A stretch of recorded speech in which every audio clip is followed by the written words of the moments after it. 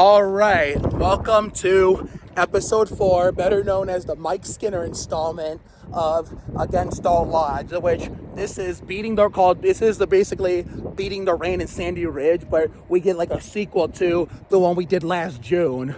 So, except the difference between last year and this year, it was like, was it last June? I could be mistaken. It might have been, no, it wasn't even June. What the fuck? No, I got my days mixed up. Okay, the one we did in June was off camera, and guess what? No rain. It just completely disappeared from basically, let's say vanished into thin air. Either that or the rain cell, that we were supposed to get that day remained intact, but completely moved around the Happiest Place in Northeast Ohio and missed us altogether. The one I'm thinking of was during Spring is in the Air. I can't remember if it was last season or the season before. Anyway, no, it was last season. Yeah, it was last season. But I think the reason why the part where I got confused is that one too also had no rain either. It said it, and then guess what? It never came. I don't know if we're going to be... That's happened twice. Once on camera in an episode for the Earnhardt Sr. Austin Dillon installment, and the off-camera version the same day as the Ruby Tuesday fiasco, which was last June. That's why I was getting in my beating the rain adventures mixed up. So I apologize if I told you guys any inaccurate information. But anyway, we're out here to beat the rain on camera for the second year in a row for the Mike Skinner installment of Against All Odds, aka episode 4. I don't think we're going to be as lucky because it's looking to really make a strong case for it to actually be here. Stronger than it ever did the previous episode and the one we did off camera.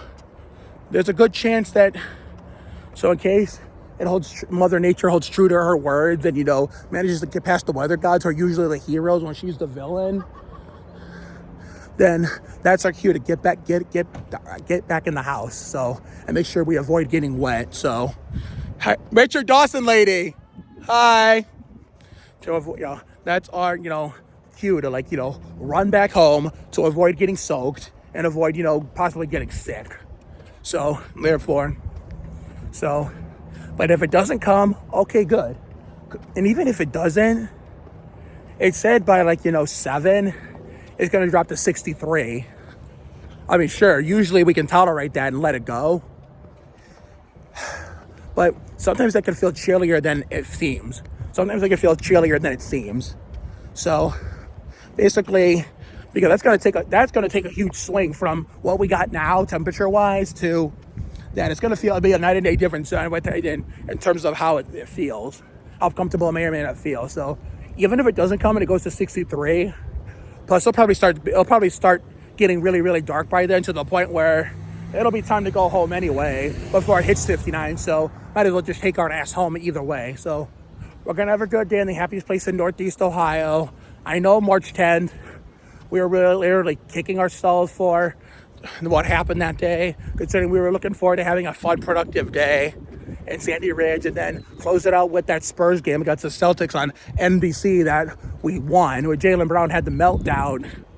But I mean, in the past, that stuff wasn't an issue, but it was only a major issue this time, even though it really shouldn't have been to begin with, because I was looking forward to that nice day in Sandy Ridge, and to follow it up with Bardo, to follow it up with the Spurs game to close it out, like we did 2 days earlier with that NASCAR San Antonio doubleheader, which was the first one of the year. Even though, to be fair, we really weren't outside at all. We watched the Subway Fresh Fit 500 in Phoenix, and then in the middle, between the end of the race and the start of the game, we went to wish happy birthday to the queen of tearing shit up, Abby, or as she likes to be called by her social media name, Benny Rue. And then come 8:01, I had to abandon, her, explosion boy and gasket blowing girl, right, to make sure I watched the game in time. And I made sure, when I broadcasted, I tagged them in some of the videos, like to remind them why I brought my quote unquote Spurs Jackals equipment over. So now they know the whole origination behind it, considering I basically did it with Gasket Blowing Girl and Explosion Boy, you know, the son and daughter of Richard Dawson lady. Hold on, it's getting too long. Who I said hi to just in the, like moments ago, back in the first clip, obviously. But obviously, of course, they probably didn't know what basically the whole understanding or meaning behind it. And yeah, I know. They probably did it, but then when I tagged them in the video of the real thing happening on TV, oh yeah, then they got it. Then they understood the assignment. So, and the Spurs ended up winning that one. But man, we really shouldn't have won that one. Well, somehow we did, and the drum did come out, and of all people, I thought another reason we were kicking ourselves, because Mason fucking Plumlee and Juan Blair, Chuck Parsons' old number, got to be on the drum since it was his Spurs debut. I mean, hey, eventually we gotta forget about it and move on from that. So, therefore, my friends are just coming home from school, and before you know it, all the adults will be coming home from work. So, where to first? Well, I just checked out the weather app like Kevin LePage on my phone. Now it says it's gonna rain in a few minutes at like 4 o'clock. Well, that's why I just started recording again, even though we didn't make a stop. So, I don't want to, because it could come anytime. And if it comes earlier than anticipated, I have to make sure I get as much footage in as I can, you know, that way, you know, it won't be too short of a video to the point where we can't use it. We have to toss it. So I want to make sure we get a decent, decent size of video in terms of the length before it eventually, you know, Mother Nature's bitch ass sings Kumbaya and, you know, laser dirty tricks that nobody likes. That will be the happiest place in Northeast Ohio, because I hate to admit it, but eventually it is gonna come. But sometimes when it says rain 1 hour later, I mean, more often times than not, for some reason, when it gets that hour where it's actually time to play, yeah, and this is where the inconsistency comes from. It gets pushed back. You always get pushed back 1 hour, and then another hour, and then sometimes after a while it finally comes. But there are times where it just never came at all. So if it doesn't come at all, no matter how much it keeps being pushed back and out, pushed back for hour and hour and hour, okay, good. But that's not always a guarantee. We'd have to get really, really lucky in order for that to happen. And we weren't always, we weren't always that lucky. I mean, sometimes we were, but it was not often. So just keep our fingers crossed. You know, all we got to do is pray, not only pray, but also hope for the best. Now that supposed sale, 4 o'clock p.m. sale disappeared. Now it got put. See, this is what I'm talking about. Now it got pushed back to start at 5 o'clock. It's like Mother Nature doesn't know how to make up her damn mind. Probably because the weather gods are, you're doing a hell of a job fighting back against her, saying you're not raining on the parade of the happiest place in Northeast Ohio, bitch. Absolutely not. So, I mean, even though it was only day one, I think it was the first day. This season 5, yeah, the season 5 premiere of Spring is in the Air, and the weather gods were already didn't waste any time getting to work, saving our asses. Was it day 1 or was it day 2? One of the two. It was supposed to rain. Oh, no. I'm thinking, even though the whole time before the day one came, it said no rain in the forecast at all that day. And then when it was time to play, we were like midway through the adventure.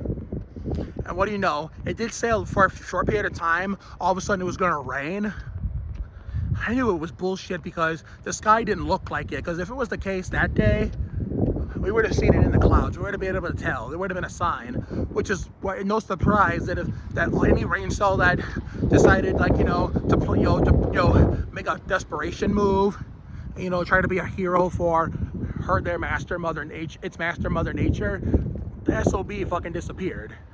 Thanks to the weather gods. So hopefully the weather gods can do it again. John and Tammy are gone, so I guess we'll get to find out later this season who's going to replace them. Hopefully, if the weather guys can keep Mother Nature's bitch ass the fuck away from the happiest place in Northeast Ohio from start to finish, somehow we'll hopefully get to meet the people who replaced Dan and Caden. If they even moved in already. I mean, I did see cars here, but I wasn't sure if it was like real estate agents or whatever, or like family members coming to help them move in. Okay. That white Tesla just went by. I know it's not them. The Dan and Caden replacements. Otherwise, they would have pulled in here. But we may or may not find out. We may or may not find out, depending on how the weather, what the weather. Well, if whether the weather guys save us, or if Mother Nature somehow miraculously gets past them. So it'll all depend. So if we are able to meet them today, and even if Mother Nature does win today, I mean, if we can meet them before if she even comes, if she comes at all, then that would be good too. But if not today, if Mother Nature, catches us before we meet them, then okay, fine. There's still plenty of time left in the season for us to not only meet them, we only get to meet someone once. And then over time, we're going to get to know them. They're going to get to know us. And best of all, eventually they'll get used to us. And obviously we get used to people pretty quickly, quicker than anyone that gets used to me. But not everyone thinks the same as me. Not everyone doesn't think the same with each other. Everybody's different, including all departments of life. Everybody's different, including how they choose to think. So while I may have no fear to talk to people, and meet new, like when it comes to meeting them for the first time and quickly get used to them, not everybody's like that. I mean, there's some people who are like that, not just me, obviously, but not every single person is going to be like that, even if we think they are. Even if for a brief moment we think they are, and hey, there are times when they might prove us right. And some people it looks like it, but then they go back the wrong direction and they get overwhelmed or it's overstimulated or uncomfortable again because I screwed it up when it was either I screwed it up, I said it, or did something that kind of rubbed them the wrong way without me realizing it, even if I had no bad intentions. Or, sometimes it's a case of false hope. So, and I speak from experience. So, therefore, hopefully that doesn't become the case with them. I mean, with every new neighbor, most new neighbors I've met over the years that have came into Sandy Ridge, I wouldn't worry too much about it. 75% of the time, new neighbors get used to us the same way we get used to them. Only 25% of the time, they do get used to us, but then it goes the wrong way. And even it may stay the wrong. It probably most of the time, depending on the person or even the family, it stays the wrong way. Even though they're gonna make it look like it never went that way. It never went that way, or it only went that way for a little bit. Probably because they don't want to be mean, so they got to be nice. So obviously, that's called tolerating someone. Like if they did something that rubbed you the wrong way, even if you were comfortable with them at first or liked them at first, obviously you're going to show at first. There are going to be signs that you rubbed them the wrong way, like on social media and stuff. But then you see them in person. Obviously, they're not going to tell you. I mean, sometimes they do. I mean, but even if they don't, they'll be nice, but just because they don't want to hurt your feelings and tell, hey, you did this or said that and rubbed me the wrong way, I kind of not fond of you like I was at first. See, that's not the right way to do it. Oh, speaking of John and Tammy, there's people coming to look at their house. Is it people coming to look at their house or someone that's going to move there? If you remember during 22, 23, season 3 of Spring is in the Air, we met a huge ass family that was coming to look at it long before John and Tammy eventually moved out. I don't think it's that same family, and I highly doubt it is. And even if they were a fun vibe, if you remember. I didn't really record our interaction, but you saw him cough on camera as I was leaving. And even if want it to be them. I have my doubts because you can't always get what you want. I mean, most likely we'll never see them again, but let's go see what it's all about and let's find out. Looked like it was a man and his daughter and a realtor. I think they were just looking. Obviously, they're not new neighbors, obviously, but they look like, they were of what's the word? Arabic descent. That's what they actually were. There's a good chance we probably won't see them again, only because, I really didn't like have a full-on conversation with them, and the interaction only lasted for like maybe a second or two. Uh-oh. What was that I felt on my left hand? Oh, well, what do you know? It suddenly stopped. See what I mean? I don't understand this weather sometimes. I don't understand Mother Nature and her dirty tricks, or at least her, sometimes successful, sometimes failed attempts. But we're still good to go. But right now we're going to say hi to Robert Yates, man, since we haven't seen him so far this season. So there's still a lot of people we haven't seen all year yet. So we have a lot of catching up to do. Holy crap. I didn't know Jeremy moved out. I mean, after, because me and Emily weren't the only ones that broke up, but during the Sandy Ridge off season, he and Melanie broke up too. I mean, considering they were together for 4 years and Emily and I were together for 1 year, surprisingly, theirs was more gentle than ours. They just organically grew apart. Ours was a lot rougher than theirs. But I mean, if Jeremy wants to tell me everything, it won't be on camera, obviously, that's his choice, but I'm not going to talk about what happened between me and Emily here on YouTube. Normally, when I break up with someone, I usually make I became ready to make a full Facebook post and post the screenshots of the Facebook post on Instagram to tell everybody what happened. Because I know there were signs on social media and everything, but a lot of people didn't know. Yeah, a lot of people had no idea whatsoever. That was the gift boys went by. It was Jackson and Nathan. Remember? And they kept asking me exactly what happened, and I didn't really say anything.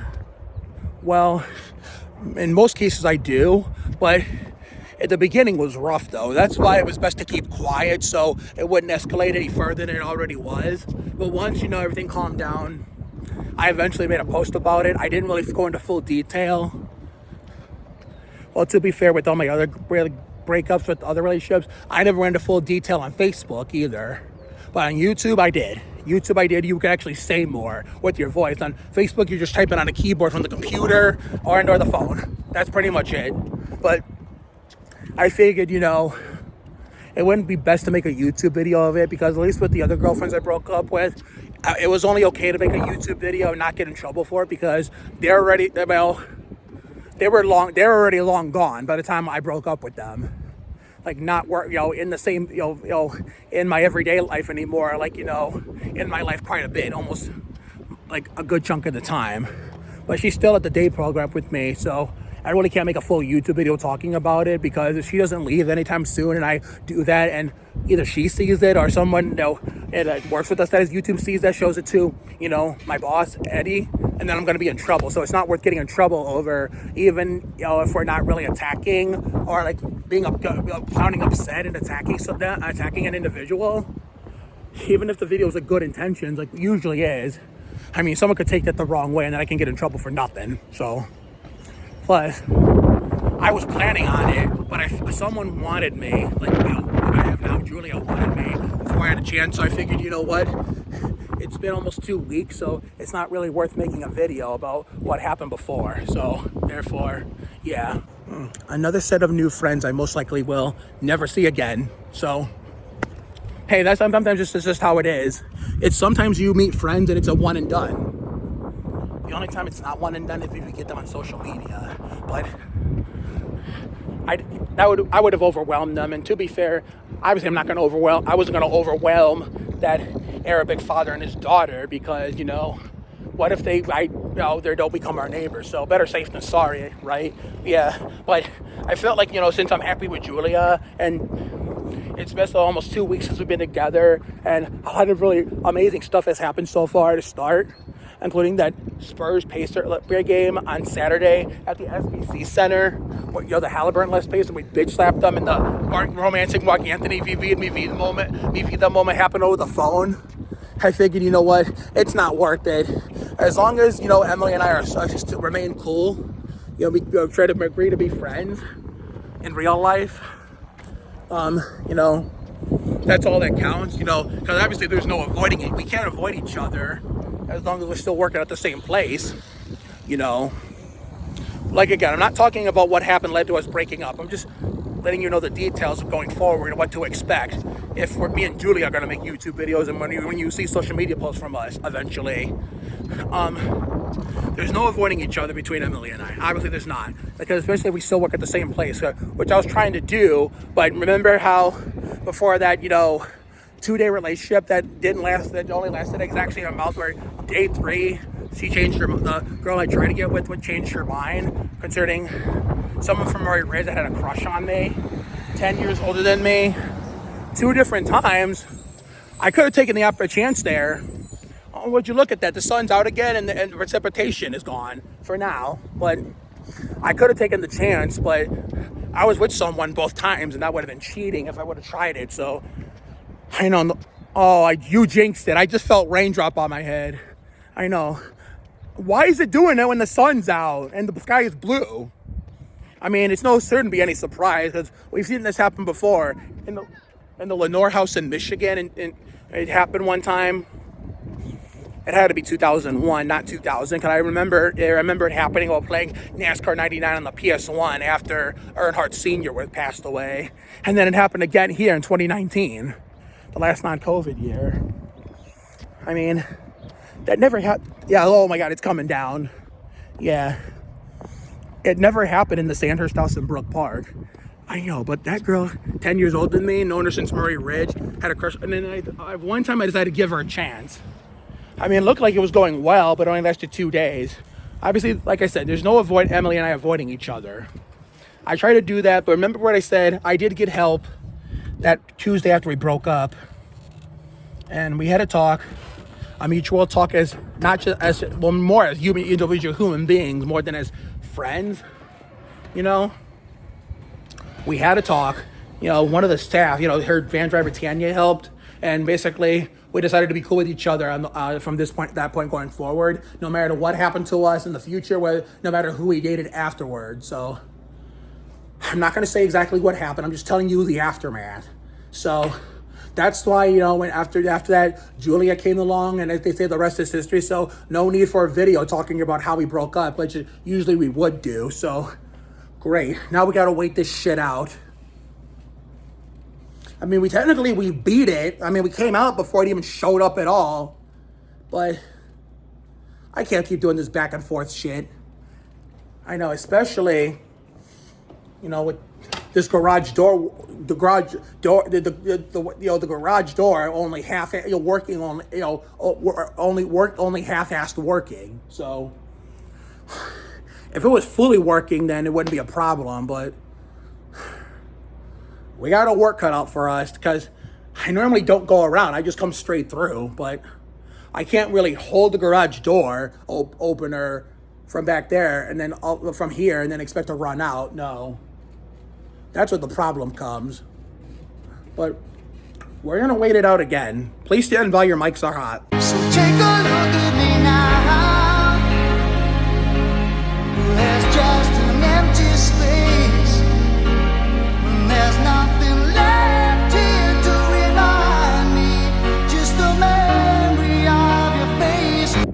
Okay, all clear now. But sometimes what you see in real life doesn't always match what the phone says.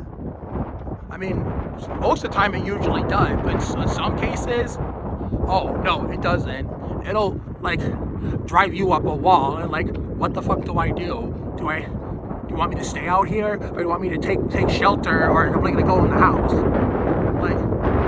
Give me a fucking choice, and But if you're honest with me about one particular choice, I will pick it and I'll stick with it. That's what I should be doing. You should not giving me to do all three of those things all at once, because this is just gonna drive you up me up a wall, or any human being.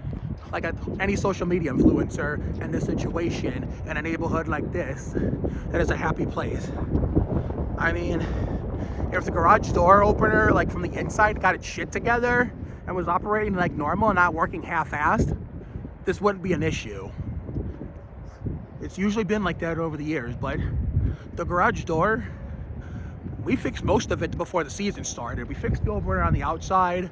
We got the door to shut even at all. Like last week, I think it was. But now the opener from the inside needs to be worked on. I don't know how we're gonna fix it. I know my mom probably look it up or something and figure out a way, but something's got to give eventually. It's only a matter of time, because I just want a normal working garage again, and not a half-assed working one. Oh, hold on. Oh shit, it really is coming, isn't it?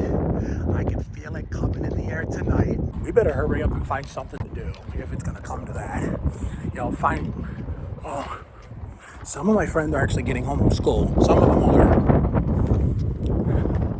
I mean, some of my friends are just getting home, period. Even the ones that actually have to go to work. But there's still a good chunk of them that still aren't here. Like, there's a lot of parents that are still at work. I know there's usually the kids, back in my day, like, usually my mom was a stay-at-home mom because my dad was always working, except for Saturday and Sunday. When I went to that toxic hellhole we call Berger, yeah, my mom was already home by the time I got off the bus. She was usually the one to get me on the bus, because I was too young to walk out there by myself to get on. Obviously we knew the neighborhood well, the Lenore house in Redford, Michigan, and there was a lot of neighbors that we were really good friends with. But even back then, it's like, people are crazy.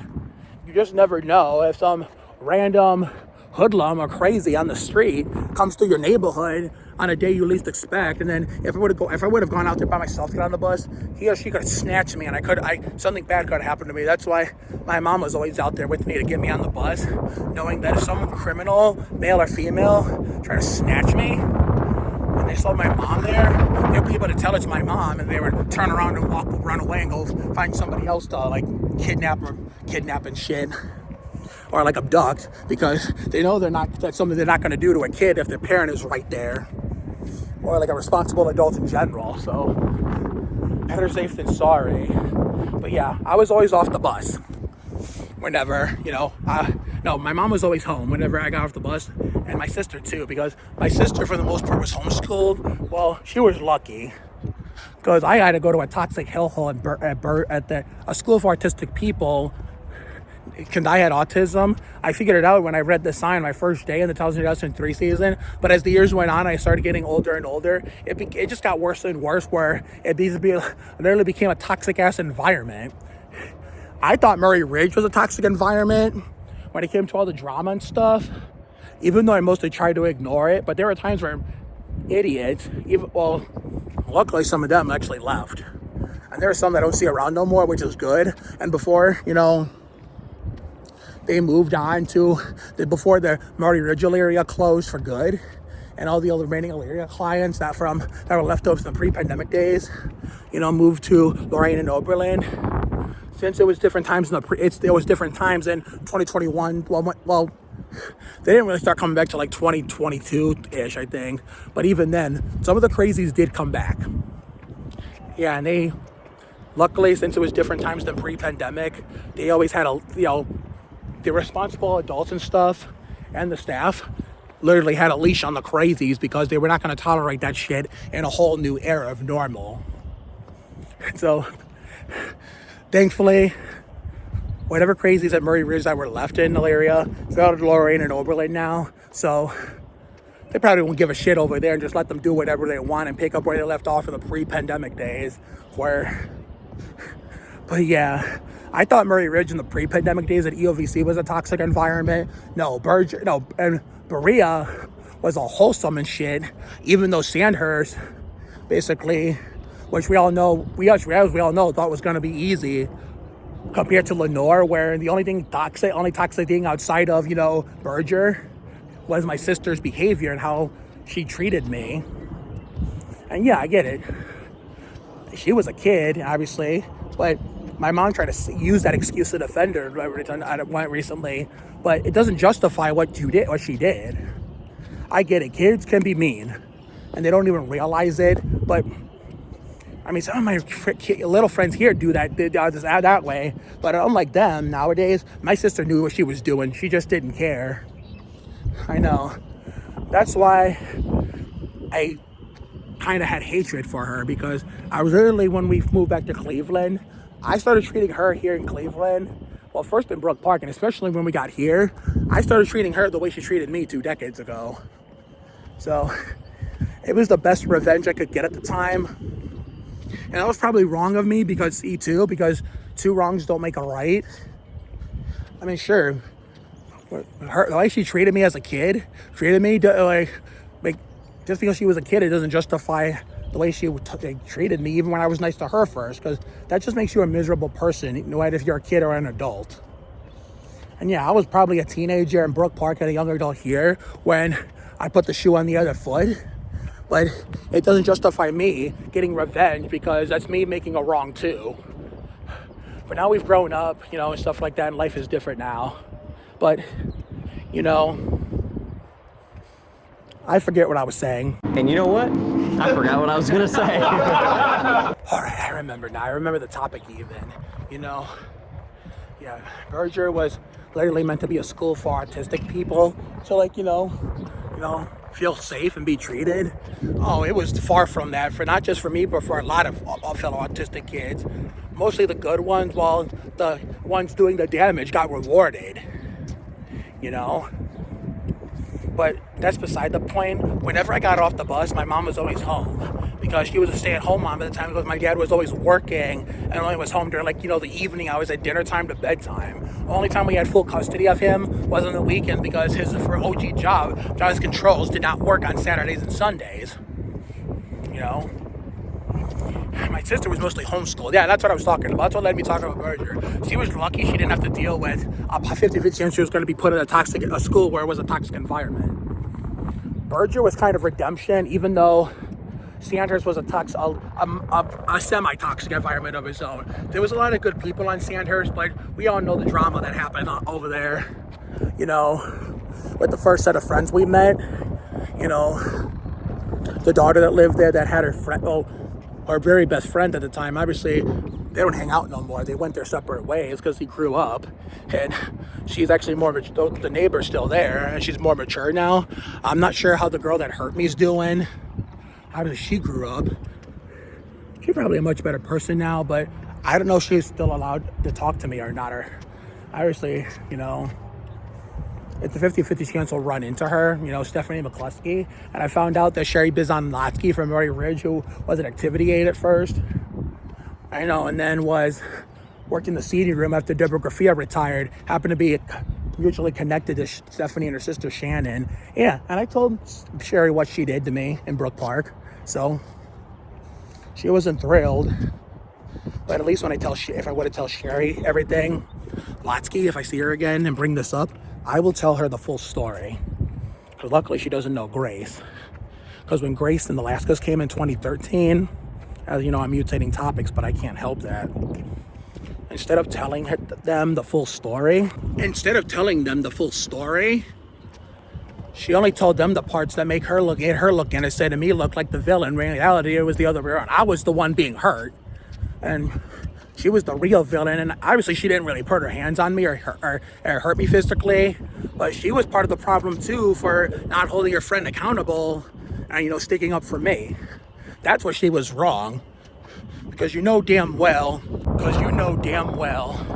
that if she would have told the full story, which is actually obviously the God honest truth, yeah, they would have felt sorry for me. The Laskas would have felt sorry for me, and they would have been taking my side over hers, and they probably wouldn't want to talk to her, like hang out with her, be her friend. And that's not what she wanted, obviously. Even though, to be fair, even if she did tell them the full story, and that kid came to that, clearly she had no business telling them, because one, wasn't their business to begin with, because two, all that stuff happened 2 years before they moved over there. I mean, Berea was the only wholesome part. I mean, standards did eventually calm down by 2013, and even with some bumps in the road that seemed major, you know, it still, it stayed calm, that same kind of amount of calm until we left. I know, and then guess what? Obviously, my family believed they were only being nice after we left because I was gone and they could no longer hurt me while I was there. That's what it looks like at first, but the 2023 docuseries proved me wrong. That, people really can grow up and mature and change for the better. Yes, they can. That's what Grace did. I'm not sure about Stephanie because, she doesn't really come around much over there. I don't even know if she still lives over there these days. But as long as they're much better people and human beings now, and they're more mature and grown up and they act their age, which I wish they would have done back then. Well, some people at that age don't, but some do. But as long as they're much better people now and they'll change their ways for the better, that's all that matters. But yeah, I mean, when I moved to Brook Park,